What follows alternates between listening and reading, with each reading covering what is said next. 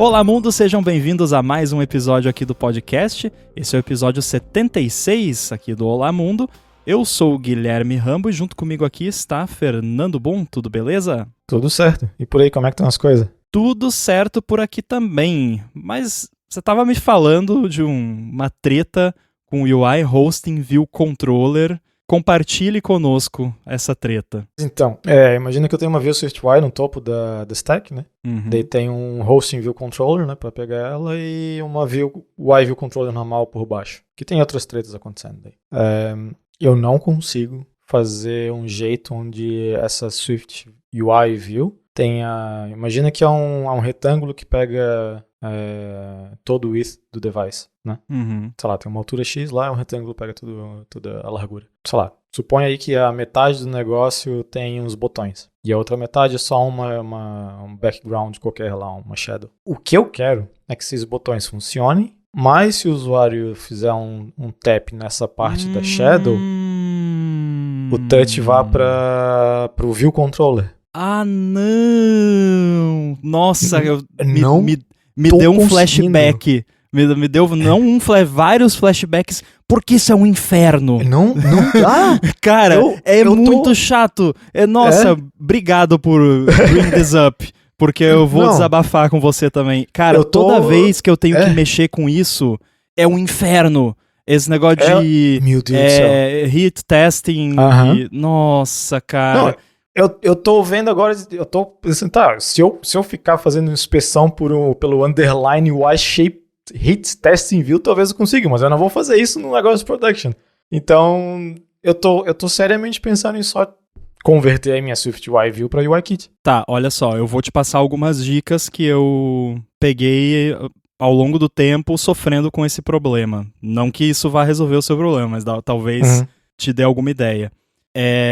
Eu tive que fazer algo parecido recentemente. Isso aí que você tá falando é no iOS, né? Isso, vou até te mandar um screenshot ali da view que eu tô trabalhando. A parte vermelha ali tá vermelho só pra mostrar que tem uma shadow ali, né? Mas essa parte vermelha e os dois botões da direita são SwiftUI, o que tá embaixo tá. Então você tem um Hosting View Controller, né? Eu imagino que tá com a sua view SwiftUI, que cobre a tela inteira, e aí você tem um overlay em SwiftUI que vai dentro dessa view. Não cobre a tela inteira, pega só a altura dessa barra ali, né? Mas a largura pega inteira. Entendi. Então se você toca além desse degradê que tem ali, funciona. Sim. Porque daí não cobre a área da view.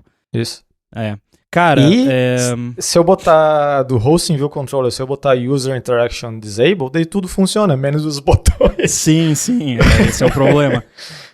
Eu vou te dar algumas dicas que eu aprendi fazendo coisa parecida. Eu não lembro a última vez que eu tive que fazer isso no iOS especificamente, mas eu acho que os conceitos são meio parecidos. Recentemente eu fiz algo parecido naquele meu app de Core Animation, que eu tenho uma view que vai por cima do canvas, que tem um overlay. O overlay fica só embaixo. Mas por N motivos, eu precisava que a view cobrisse toda a extensão do canvas, porém que ela não interferisse em hit testing nenhum, a não ser ali onde tem coisa, de fato. E aí, nesse caso, eu consegui resolver. Não tô dizendo que é isso que vai resolver para você, mas só para dar a dica aqui. Nesse caso eu consegui resolver, eu acho que eu dei um override no hit test e eu só retorno um resultado de hit test se o hit test foi numa subview da view e não na view propriamente dita. Sim. No seu caso, eu não acredito que isso funcionaria porque é tudo SwiftUI. O que eu iria sugerir para você seria você pode manter os botões em SwiftUI, mas o background você faz em UIKit, porque daí você tem mais controle sobre o que pega ou não hit testing. Eu sei que eu fiquei... mas eu acho que é mais complicado no iOS, porque eu lembro que a última vez que eu tive que mexer com isso no iOS, eu fiquei tipo... Cara, mas como que o negócio dá hit test numa parada transparente? Tipo, não é pra dar hit test. Se é transparente, não é pra dar. Não, olha a treta que eu fiz aí. Tô te mandando... Então, a treta é assim... Se eu usar o wrap in pass-through view... Você fez basicamente a mesma coisa que eu fiz. Só que o problema é que ali no hit test eu não tenho como saber o que é o que, porque ele tá retornando que é quando... É tudo a mesma coisa ali, ele sempre acha que é a mesma SwiftUI view. SwiftUI Graphic View, né? Uma coisa assim. Uma treta dessa aí. Daí eu não consigo entender, pegar, tipo, eu quero esse tipo. Por isso que eu falei. Se eu testar pelo underline shape, hit testing view, eu acho que eu consigo, mas daí eu vou estar mexendo com coisas... Não, isso aí não é uma boa ideia, porque daí daqui a pouco muda o nome da parada e quebra. Mas assim, eu tenho algumas outras sugestões também. Na verdade, a primeira não é uma sugestão, é uma dica geral. Hit testing de layers no iOS afeta muito mais o hit testing de views do que você imaginaria. Eu falo isso porque eu criei um canvas no Chib Studio lá que mexe com hit testing de layer e de view. Então, o comportamento do hit test das layers dentro da view afeta o hit testing da view propriamente dita. E se eu não me engano, tem uma propriedade de CA Layer que é Hit Tests as Opaque. Eu não sei se é pública essa propriedade, agora ficou em dúvida.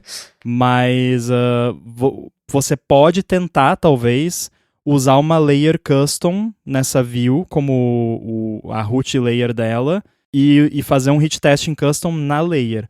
Mas antes de tentar qualquer coisa assim, mas aí eu acho que é meio óbvio, talvez você já tenha tentado. Você já tentou usar o content shape do SwiftUI para definir... Já. Tá. Não deu. Outra coisa, o content shape e aquele modifier do SwiftUI que desliga interaction. Olha lá, o hit testing? Sim, já tentei em tudo quanto é tipo de combinação aqui, onde isso vai, assim vai. É sempre o tudo ou nada, basicamente, da situação que eu tô. Eu acho que o melhor para você, o menos pior, sei lá, nesse caso, seria você usar uma view separada para esse degradê do background e deixar os botões numa view que só ocupa realmente o espaço dos botões. O problema é que pode ter botão lá na esquerda também, em algumas situações. Por isso que pega essa largura inteira, né? Às vezes eu teria que ter duas views diferentes no caso. Eu vou reescrever essa treta em UIKit em 20 minutos. Honestamente, olhando pro que você me mostrou aqui, claro que eu não sei os detalhes do que tem ali, mas não me parece ser algo muito complicado de fazer. Não, aí que tá, olha a treta. Tipo, eu pensei... É porque, querendo ou não, isso no final das contas, é uma stack de botões, né? Não é nada muito complicado. Só que... Você poderia até manter o botão em SwiftUI e só usar uma stack view. Então. Daí eu pensei, SwiftUI é muito bom pra estacar coisas, né? Então eu vou só meter uma view SwiftUI ali, tá tudo certo. A questão de usar... Shadow também, é bem de boa de usar, é fácil de usar. Daí eu fiz um negócio, depois tinha uma taskzinha aqui de, eu quero poder apertar no que tá atrás do Shadow também. Não, beleza, isso aí eu faço em 30 minutos. Nossa. Eu tô há mais de 3 horas nisso. Eu tô... eu tô... eu tive uma ideia meio evil aqui. Mas eu acho que é menos hack do que o detectar classe privada e tal. Sim, eu não vou fazer isso. E se, hear me out, você no evento ali, nessa sua view, vamos assumir que você usa o wrapper ali que você fez, você pega o hit test ali e joga ele pro que tá atrás. Então... se pá... né? Só faz um... meu Deus. Às vezes eu queria que tivesse tipo um ray tracing no UIKit pra tipo, você dá um ponto arbitrário na tela e me dá o stack de views na ordem do Z-position que seria atingido por um raio em 90 graus disparado desse lugar. Assim, não seria o fim do mundo de implementar isso. Né? Mas enfim, a Apple tem as paradinhas privadas lá que talvez daria pra fazer de um jeito mais eficiente. Eu acho que o problema de se eu fizer o esquema de só jogar o hit pra view de trás é que se eu apertar nos botões ele também vai ser acionado. E se eu sei que tá apertando no botão, então já não teria esse problema. Outra pergunta, como você tá... não, porque não existe UI hosting view, né? Exato, isso que... É porque no macOS tem o iHosting, NS Hosting View. Aí eu já ia sugerir, cria uma subclasse e dá override ali, que ali deve ter alguma treta. Obrigado, porque eu escrevi umas 5 vezes esse negócio, eu comecei a xingar o Xcode falando, por que o autocomplete dessa treta não tá funcionando? Tenho certeza que eu já usei isso. É muito estranho, né? Se bem que eu tô pensando agora aqui, eu acho que eu consigo entender por quê. Eu ia dizer, eu não sei por que qual é o motivo de não ter, mas eu acho que é porque as views de SwiftUI precisam de todo um environment setup para elas funcionarem direito. E no iOS, esse environment, ele caminha, né, desde o UI Windows Scene, vai para Windows, vai para o View Controller. Então eu acho que não tem como vir esse ambiente para o SwiftUI do nada. Assim, tem que ter um View Controller envolvido. E aí eles não quiseram fazer, sei lá, um traverse reverso lá para achar um View Controller. Porque no Mac o NS View Controller nem existia até, sei lá, 5 anos atrás. Então não é tão necessário. Então provavelmente é por isso que tem essa distinção. Pois então. Daí Fiquei até com vontade de tentar fazer isso aí agora. Um desafio interessante. Mas eu tenho outras coisas mais divertidas pra fazer.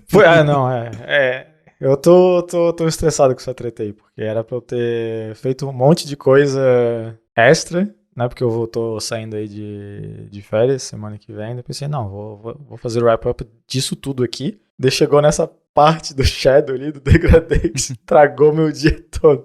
E o pior, assim, é aquela coisa de teimosia de dev, né? Tipo, desde assim que eu comecei a ter um monte de problema com esse negócio, comecei, não, eu refazer isso aqui em UIKit vai levar, sei lá, 30 minutos, 1 hora no máximo, sabe?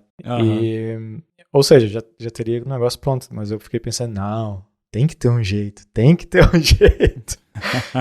Mas é complicado. Bom, tretas de SwiftUI e UIKit à parte, eu não sei se você ficou sabendo, eu imagino que sim, da treta, da fofoca mais recente do mundo da programação. Fofoca quente. Tô por fora. Mas você tá sabendo, sim. O carinha lá que tava empregado em sei lá quantas mil startups ao mesmo tempo. Sim, eu vi um negócio desse. Eu vi. Qual é o nome? Eu acho que eu vi num vídeo daquele Fireship, alguma coisa assim.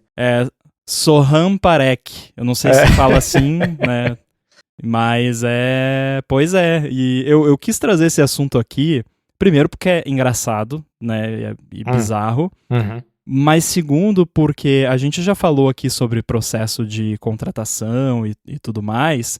E na época, ou né, várias vezes que falamos aqui, a gente comentou sobre como nós temos reservas com o processo de recrutamento de muitas empresas de tecnologia, como ele muitas vezes acaba selecionando um candidato ou candidata que sabe passar em entrevista de emprego, mas na prática não quer dizer que aquela pessoa é de fato a melhor pessoa para aquele cargo.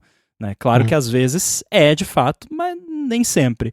E eu acho que esse é um exemplo perfeito, porque o que aconteceu? Um rapaz lá da Índia, esse Soham, ele estava trabalhando em, 3, 4, até alguns números chegam a 10 ou mais startups ao mesmo tempo, como programador. E o que basicamente se concluiu é que ele era muito bom em passar no processo de recrutamento. Só que aí algumas pessoas que não ficaram sabendo da história talvez estejam se perguntando, mas qual é o problema? Se ele está trabalhando em 10 empresas ao mesmo tempo e está entregando o que ele precisa entregar, maravilha, melhor para ele e beleza. Só que não é isso. Era basicamente um golpe. O cara, ele se especializou em ser contratado, mas não trabalhar. E aí ele era contratado e ficava enrolando, sei lá, fazia de conta que estava trabalhando até descobrirem. E como a gente também já comentou aqui, algumas empresas que estão nessa fase, principalmente que estão na fase de growth, né, que estão crescendo, saem contratando gente a rodo e às vezes não tem uma accountability ali individual de que cada pessoa tá fazendo as coisas que tem que fazer, ou se tem, aí, o cara ficou de entregar isso aqui, não entregou, vê lá, daí daqui um mês a pessoa vai ver, e nisso o cara fica meio ano empregado sem fazer nada e recebendo salário. E foi isso que ele fez, basicamente, em várias empresas ao mesmo tempo. Pois é, eu vi no vídeo lá, acho que foi fora chip, não sei o que eu peguei bem por cima. Mas eu vi, peraí, o cara tava em, acho que era 4 ou 5 empresas ao mesmo tempo, e eu consigo entender, ao mesmo tempo eu não consigo, porque, tipo, tentando lembrar dos lugares que eu trabalhei, tu atrasa uma taskzinha, já o mundo percebe. Né? Tipo, todo mundo, né, na empresa. Então eu imagino que isso deve funcionar melhor. Eu nunca trabalhei em empresas gigantes, sim, mas eu imagino que isso deve funcionar melhor para empresas grandes, assim, onde tem um nível de burocracia grande, para fazer qualquer coisinha ali demora bastante. Então, se tu demorar, sei lá, dias, meses para fazer uma task relativamente simples, talvez não chama tanta atenção que nenhuma empresa menor, né? Onde o pessoal se conhece, sabe o que tá fazendo e tudo mais. Mas é assustador e incrível ao mesmo tempo, assim. Eu até tava vendo... eu lembro que alguém comentou alguma coisa, não lembro onde que foi, mas é que era... a gente pode estar presenciando o primeiro unicórnio indiano de apenas um homem. Porque, né, eu acho que chegava a dar quase $1 milhão por ano, somando todos os salários lá, era uma coisa absurda pelo que eu lembro. Então, é complicado, tem que ficar ligado com essa situação. E é engraçado como isso veio à tona, porque foi o Suhail, ou Suhail, não sei exatamente como é que se pronuncia, ele é um cara bem conhecido e ele tuita bastante. E aí foi ele que fez o exposed do cara e postou, esse cara aí tá trabalhando em 3, 4 startups ao mesmo tempo, né? E ele falou que o target dele era principalmente empresas do Y Combinator. Então é bem aquela startup que tá naquela fase de receber milhões de investimento e tá contratando um monte de gente. Então não é que a empresa necessariamente é muito grande, mas está justamente crescendo e talvez não esteja com todos os processos ajustados ali para captar, assim, tipo, tem um cara ali que tá nos enrolando, né? E mesmo assim, cara, eu acho que qualquer empresa, a não ser que seja uma empresa muito pequena, vai levar pelo menos um mês pra, sei lá, descobrirem. Sim. E aí, quando descobrirem, já vai ser tarde demais, já vão ter pago pelo menos um salário. Putz, aí todo o trabalho de demitir, todo o custo, né? Eu não sei se essa prática existe em outros lugares tem aquela fase de experiência, né? Que aqui no Brasil é bem comum, que aí meio que você não tá efetivado ainda, então é mais fácil de demitir. Mas o Suhail falou, né? Eu demiti esse cara na primeira semana e falei pra ele parar de dar golpe nas empresas. E aí isso já faz mais de um ano, então eu resolvi jogar no ventilador. Caramba. Pois é, não, é complicado. Isso eu lembro, eu não sei como tá hoje em dia, mas principalmente na época de ouro da contratação de devs, muita gente falava daquela questão do overemployed, né? Não sei se chegou a... Eu tenho problemas sérios com isso porque é o tipo de situação do that's why we can't have nice things, sabe? Tipo, tu tem lá o trabalho remoto que dá um monte de vantagens e benefícios, mas daí tem um monte de gente que tira proveito e daí tu começa a entender um pouco, né, mais o lado da empresa e dessas pessoas chatas aí que falam, né, tem que vir pro escritório, blá, blá, blá, blá. Porque, né, tu começa a ter esse monte de gente aí fazendo essa questão do overemploy, sei lá o quê. Na minha opinião, eu sei que não é a maioria, eu sei que não é a regra, mas a exceção, mas a partir do momento que você é afetado, imagina, tu tem uma empresa que o pessoal trabalha remoto e nessa empresa tu foi afetado porque contratou uns malucos lá que estão dando só 10%, 20% da capacidade porque estão em mais outros empregos. É chato, sabe? É uma situação chata e tu acaba ficando bem defensivo em relação à questão do trabalho remoto. Sim. Que pra mim pega bastante, porque né, eu tô há anos e anos aí trabalhando remoto, pra mim é uma coisa muito boa, eu não consigo me imaginar agora indo para um escritório todo dia.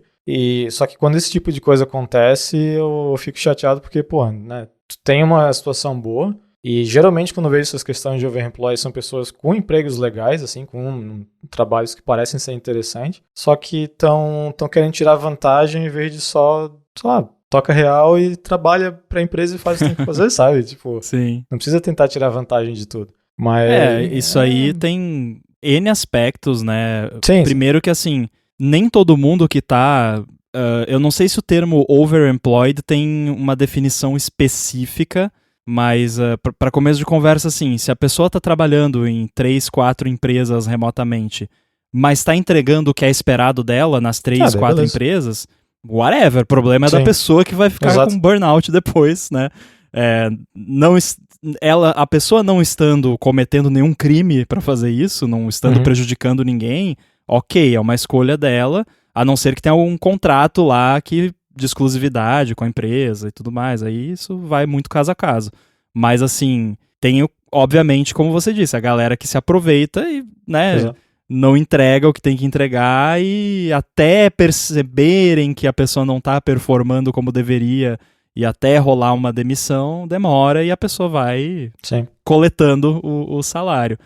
E esse lance realmente me passa essa mesma sensação que você falou, de ficar triste porque é o tipo de coisa que vira argumento contra trabalho remoto.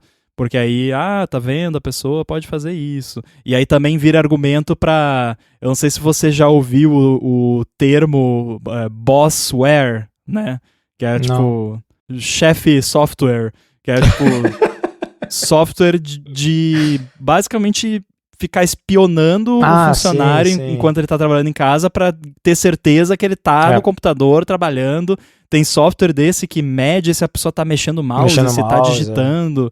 Assim, eu acho desumanizante. Não, isso. É nojento. Então eu jamais iria trabalhar num lugar que exigisse isso. Mas isso surge dessa desconfiança que surge desse tipo de coisa, né? Então, eu trabalhei num lugar onde remoto, assim, não tinha nada de monitoramento no computador e tal, tranquilaço. Mas daí começou a acontecer de 2 ou 3 pessoas foram contratadas em situações diferentes que simplesmente não estavam trabalhando, inventavam qualquer desculpa de isso aqui tá mais difícil do que parece por causa de blá blá blá. Outras faziam a mesma coisa, só que daí estavam em outros empregos, sabe, com esse negócio de overemployed. Então a empresa teve situações com essa, e daí o chefe lá chegou e falou, não, agora todo mundo que trabalha aqui vai ter que instalar esses negócios aí de bossware que você tá mencionando. E eu falei, não, eu não vou instalar isso. Tipo, eu tô aqui há anos e anos, tu sabe que eu entrego, tu sabe que eu tô fazendo aqui. É uma empresa pequena, né?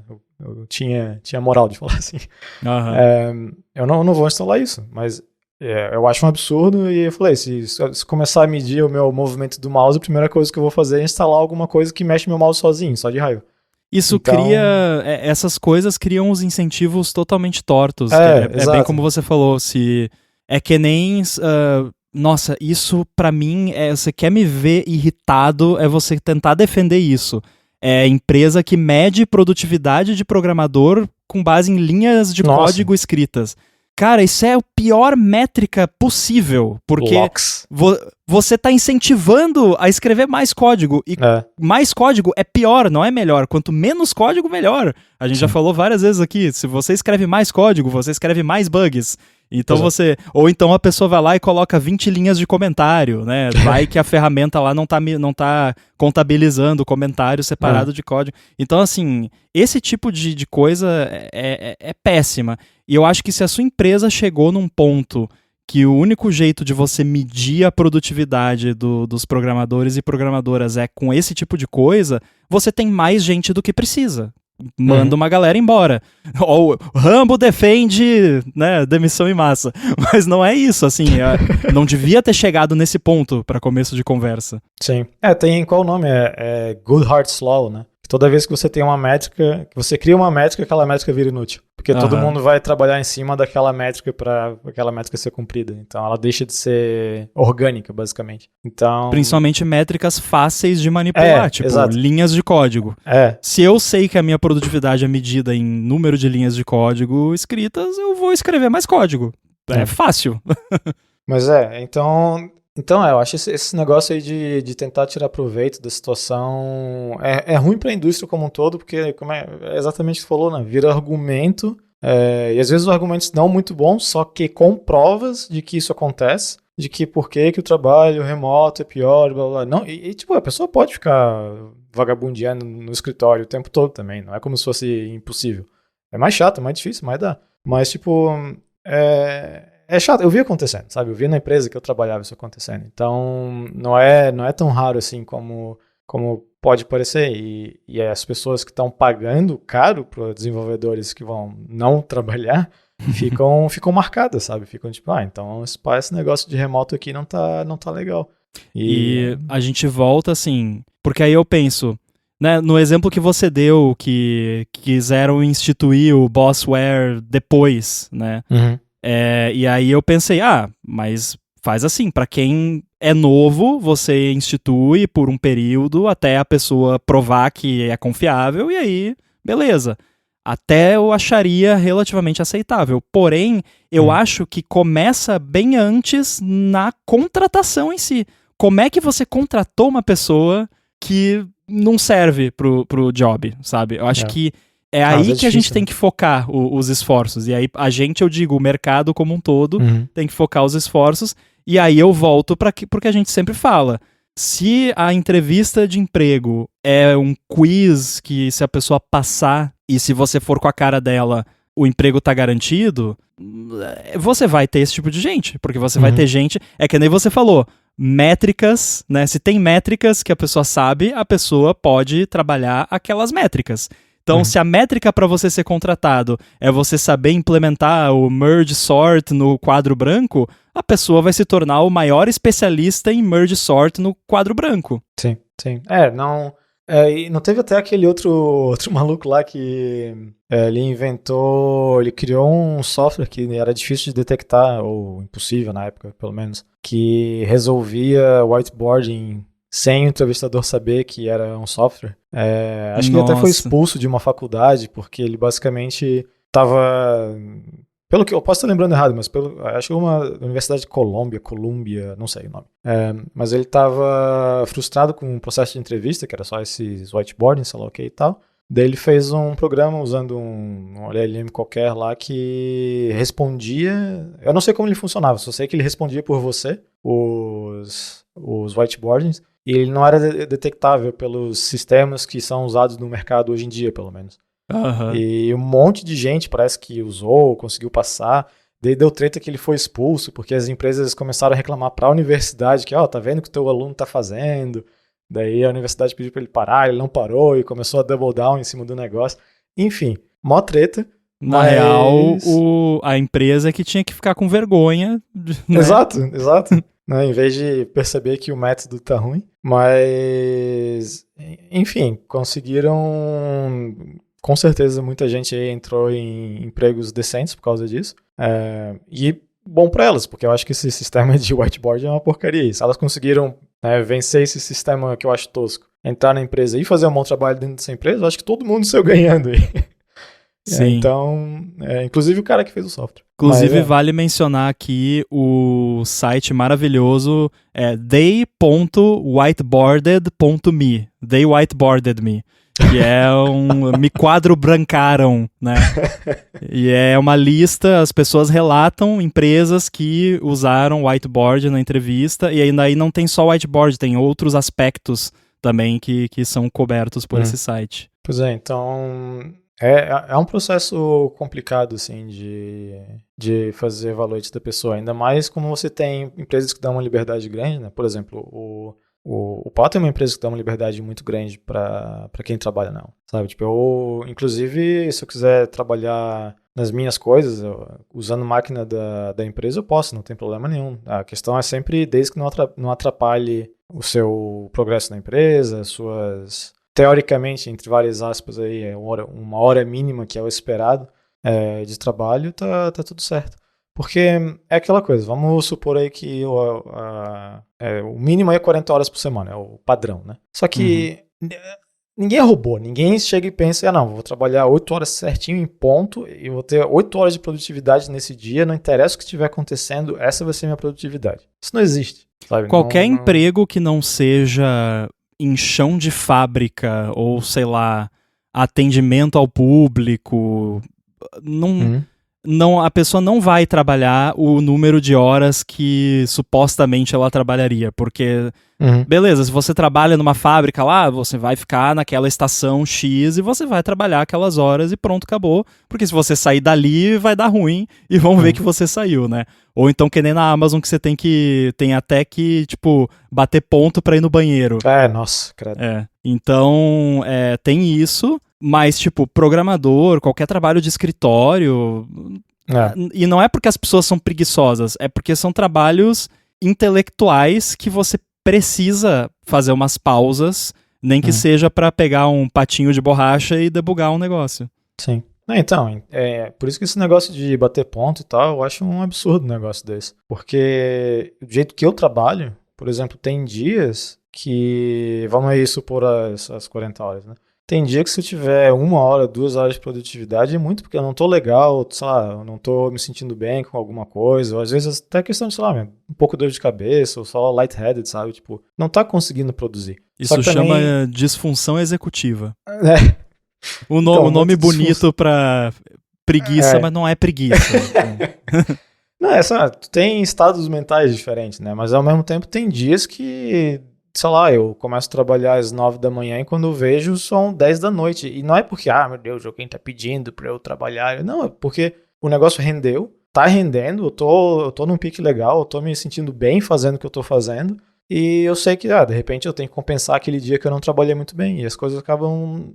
A média fica muito ok. Sim. Fica muito boa. Eu acho que tem muita gente que é assim na nossa área.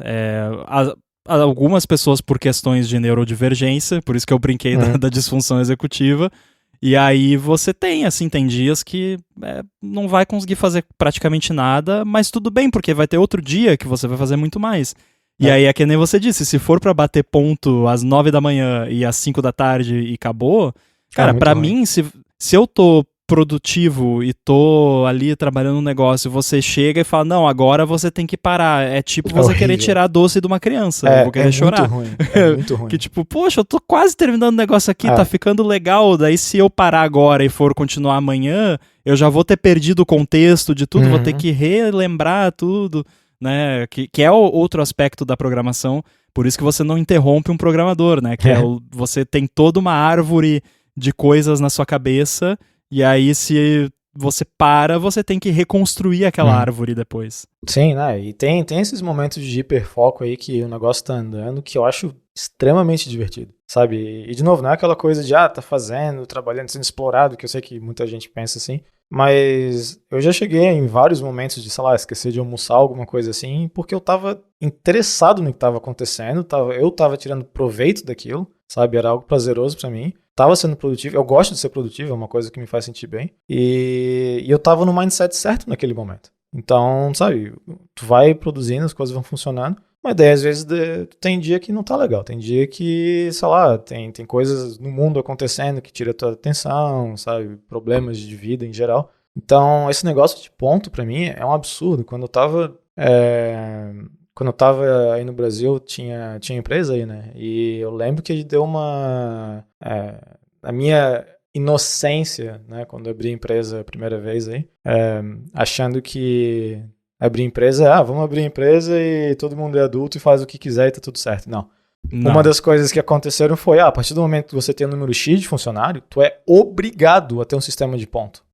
Sabe? Não é questão de, a empresa malvadona aí tá enchendo o saco dos funcionários porque eles têm... Não, é obrigado. E aí a gente entra de novo na questão do sempre tem um idiota, né? Porque assim, por que é obrigatório? Assim, eu acho que a intenção dessa obrigatoriedade, ela é boa, porque assim como tem funcionário safado que não faz o que devia fazer, tem o empresário lá que vai querer forçar a pessoa a trabalhar das 7 da manhã a 1 da manhã e não vai controlar a hora e não vai pagar hora extra. Então, assim, difícil você conseguir, né, tipo, sei lá, tem uma declaração lá que você manda pro Ministério do Trabalho, todos nesta empresa são adultos, sei lá. É complicado o negócio, sabe? Tipo, porque, por exemplo, tinha gente que trabalhava lá comigo que eu acho que eu nunca cobrei na minha vida horário de ninguém naquela empresa. Tinha gente que não fazia ideia do horário que trabalhava lá, tinha gente que eu mal via.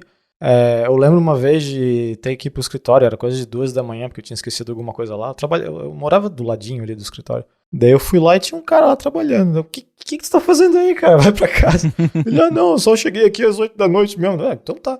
Só que aí que tá, se bate já prescreveu. Se bate o Ministério do Trabalho lá, já era, porque o cara tá trabalhando às 2 da manhã, sabe? Não é hora extra, teoricamente, não tava ganhando mais por estar ali naquele horário, só que é simplesmente porque ninguém se importava pelo horário do cara, ele tava lá o horário que ele queria, né? O pessoal tinha chave lá pra entrar e tal. Então, mas não pode, sabe? Não pode. Tem que ser a pessoa chata e falar, não pode, tem que estar aqui desse horário até esse horário, não interessa se você se sente produtivo nesse horário ou não, porque alguém decidiu que esse é o certo. Daí é chato, sabe? É um negócio feito meio robotizado, assim, pra pessoas que, tipo, tem que funcionar dentro desse mindset aqui, nesse horário, e deu, não consegue ser algo mais dinâmico. A realidade das leis trabalhistas é que elas são antigas, né? Não adianta. É baseado num modelo que ainda existe hoje em dia em alguns lugares, em algumas indústrias, mas não é o caso de software, por exemplo. E mesmo empresas, às vezes... Porque é aquela coisa, hoje em dia toda empresa, de certa forma, é uma empresa de software, querendo ou não. E aí você pode, na mesma empresa, ter uma galera que trabalha nesse mecanismo mais tradicional, digamos assim, que tem que ter um horário fixo, porque, sei lá, é atendimento ao público, ou é alguma coisa que precisa estar lá num determinado horário, mas você vai ter também a galera que não precisa ter isso. E é muito difícil conciliar essas coisas. Eu não sei como que eles faziam lá na firma, porque a galera de programação não batia ponto. Isso mesmo na época que ainda era CLT, porque depois virou todo mundo PJ. Eu acho que dá pra fazer um esquema, eu não sei se é legal ou não, tal, mas já prescreveu, pode falar. Eu não tenho muita certeza como funciona, mas eu acho que se tu tem um número X de funcionário, eu não lembro o número, mas vamos supor que, sei lá, 20. Se tu tem mais de 20, tu é obrigado a ter o ponto, eu acho que a empresa pode, entre aspas, eu não sei, mas eles simplesmente falam, não, tá aqui, essa galera chegou nesse horário e foi embora nesse horário, faz automático por você, sabe? Porque tem muita regrinha bizarra, assim, tipo, nossa, o que eu consigo reclamar de treta que a gente já passou lá, porque é questão da inexperiência também, né, tipo, como eu disse, na inocência de achar que abrir um negócio, tu vai chegar pra pessoa e falar, tu quer trabalhar aqui, vai funcionar assim, assim, assado, a pessoa fala assim, tá tudo certo, mas não, é cheio de tretinha. Inclusive teve uma vez lá que tinha aqui um cara testando os lumens da sala, sabe? Tipo, nossa, a iluminação não tava boa o suficiente. Daí botamos lá as luzes que eram boas o suficiente, segundo a lei, o pessoal ficou cego. A gente tinha que deixar o negócio apagado lá, porque era muito forte aquela luz, sabe? Aí tem que fazer ginástica laboral. Nossa. Não, é porque, tipo, tu pensa, a luz... Por que tem uma lei que tem que ter X lumens na sala? Porque isso foi feito pra... Né, imagino eu, foi feito pra fábrica, né? E fábrica, sim, tu precisa ter uma iluminação boa. Tem lá uns malucos mexendo com metal, com coisa pesada, o negócio tem que estar bem iluminado. Mas a gente trabalhando com monitor que já emite luz e muitas vezes... talvez... né? Essa lei provavelmente não é só de indústria, mas é da época que num escritório, por exemplo, o pessoal trabalhava muito com papel. Exato, papel não tem backlight, aí você precisa de luz forte. Pois é. Então teve um monte de surpresas, né? De uma forma mais amigável de falar ao longo do caminho. Mas antes da gente encerrar, eu quero contar uma fofoca também, se eu puder. Não, eu quero contar uma fofoca que é meio parecida com essa história que a gente comentou, né, do rapaz indiano, mas aconteceu também na época da firma. Foi assim... contrataram uma pessoa, um cara, para trabalhar no time de front-end, alguma coisa assim. Não era na minha equipe diretamente, mas era o mesmo chefe que o meu. E a última entrevista com essa pessoa foi logo antes do carnaval. Aí entrevistaram lá, foi aquela entrevista final só para bater o martelo e beleza, contrataram o cara. Aí, contrataram, passou o carnaval, a empresa fazia feriadão de carnaval.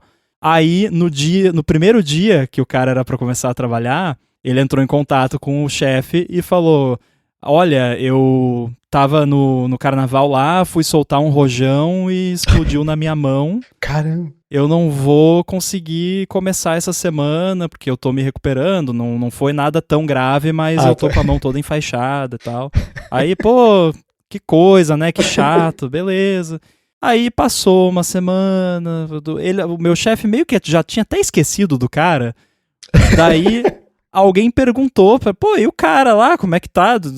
Perdeu a mão? O que foi? Aí o meu chefe foi vasculhar as redes sociais do cara. Ele passava o dia inteiro discutindo política no Facebook, no Instagram, no Twitter, mas ele tava com a mão ferrada, não podia trabalhar, né? Tem gente que não se ajuda, né? Pra passar o dia inteiro nas redes sociais brigando por política. Não vou nem falar aqui qual era o político que ele estava defendendo.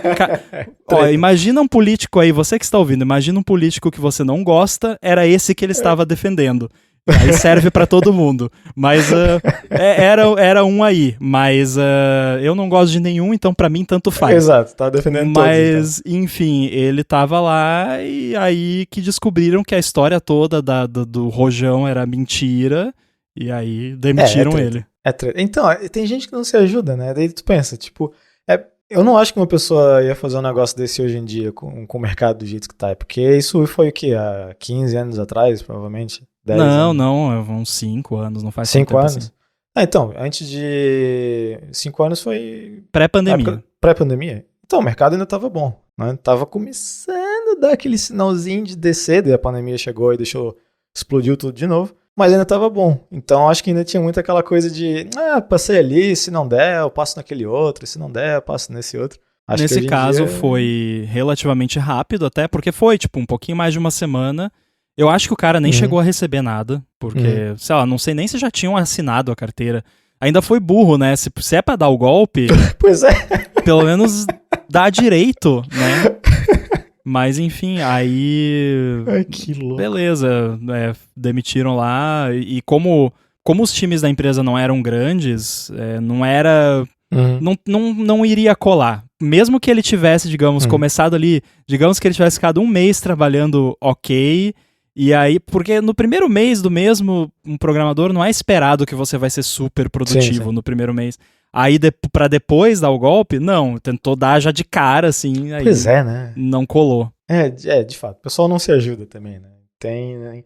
Se a pessoa fosse esperta, não ia fazer isso de início de conversa, né? Então, já diz muita coisa sobre o indivíduo. Moral da história, se for pra dar golpe, dê direito. Eu achei que tu ia falar, se for pra soltar rojão. Também. Toma cuidado. Bom, acho que com isso a gente pode encerrar aqui esse episódio.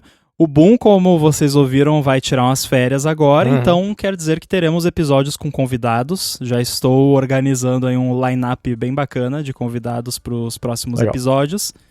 E para você, Boom, boas férias. A gente se fala quando você estiver de volta. E para quem quiser te ver por aí, por enquanto, como é que faz? Tô lá no mastodon.online, @boom, BUNN. Muito bem, eu tô no mastodon.social, @_inside. E a gente volta, eu volto em breve, o Boom volta daqui menos breve, mais breve também. Yeah! Valeu. Abraço.